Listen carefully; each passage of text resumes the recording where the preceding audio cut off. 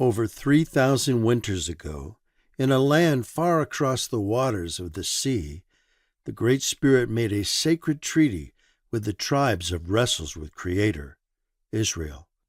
They were a people uniquely chosen by the Maker of life to bring blessing to all tribes, languages, and nations. The Great Spirit made a treaty with them after they had suffered 400 years of mistreatment and slavery under the foreign nation of Blackland, Egypt. The Great Spirit set them free through drawn from the water, Moses, who became their great lawgiver. Through him, the giver of life would bring their 12 tribes together to form a great nation. The sacred treaty Creator made with the tribes gave them their own land of promise, ceremonies to purify them, and feasts to teach them to celebrate His goodness. Creator also gave them their tribal law, carved into stone tablets, and a sacred tent lodge where they performed their ceremonies. Creator wanted to be their only chief, but the tribes wanted a human chief so they could be like the nations around them. This grieved Creator, but He gave them what they wanted.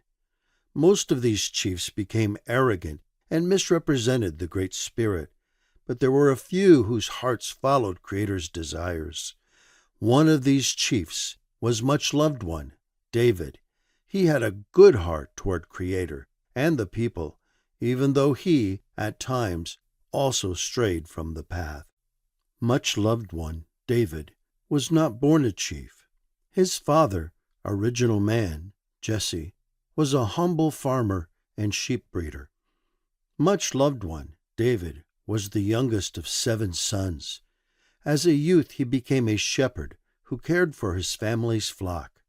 He spent many lonely days and nights in the desert wilderness watching over them. He had to ward off predators such as bears, wolves, and even lions.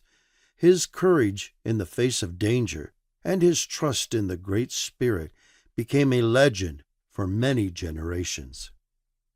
As a young man, much loved one, David, was chosen to be the armor-bearer for man who is asked for, Saul, who was the first chief of the tribes of wrestles with Creator, Israel. An evil spirit would at times torment this chief. He would call for much loved one, David, to play his hand drum, and the evil spirit would leave him. There is a well-known story of how much loved one, David, defeated a giant champion warrior from an enemy nation, using only 5 smooth stones from a brook and a simple sling. The Great Spirit's power was with him. This increased his honor among the people and set him on a path to eventually become their grand chief.